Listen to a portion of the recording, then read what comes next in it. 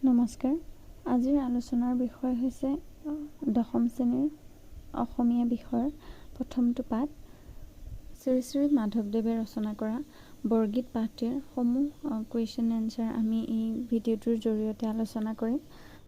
কবি শ্ৰী শ্ৰী মাধৱদেৱ নৱবৈষ্ণৱ ধৰ্মৰ অন্যতম প্ৰচাৰক শ্ৰী শ্ৰী মাধৱদেৱ লখিমপুৰ জিলাৰ নাৰায়ণপুৰৰ লেটেকু পুখুৰীৰ 1489 চনত জন্ম হৈছিল। তেওঁৰ পিতৃৰ নাম আছিল গোবিন্দগুৰি ভূঞা আৰু মাতৃৰ নাম মনোৰমা।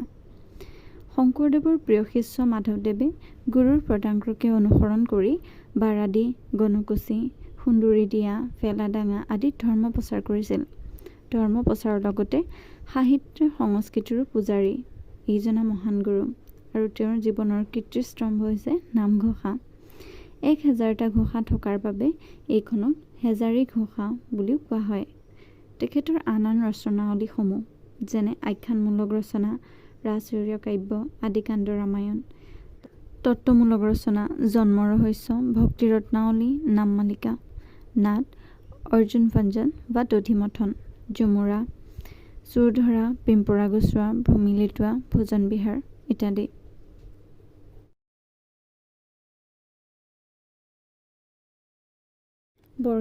বৰগীতৰ মূল ভাৱ।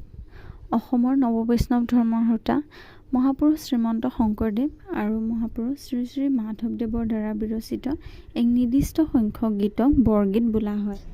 এই বৰগীতসমূহ উচ্চ মান বিশিষ্ট সাৰ্বজনীন ভাষা, স্তুতিমূলক তথা উপদেশপূৰ্ণ বৰগীতসমূহ শাস্ত্ৰীয় ৰাগযুক্ত আৰু আধ্যাত্মিক ভাৱগধুৰ। বৰগীতসমূহ শ্ৰীকৃষ্ণৰ ভক্তিৰ ব্যাখ্যাৰে ব্ৰজাৱলী ভাষাত ৰচিত। মহাপুৰুষ দুয়োজনাই তেওঁলোক ৰচনা কৰা গীতসমূহক বৰগীত হিচাপে নামাকৰণ কৰা নাছিল। তেওঁলোকৰ শিষ্যসকলেহে গীতসমূহক বৰগীত নামাকৰণ কৰিছিল।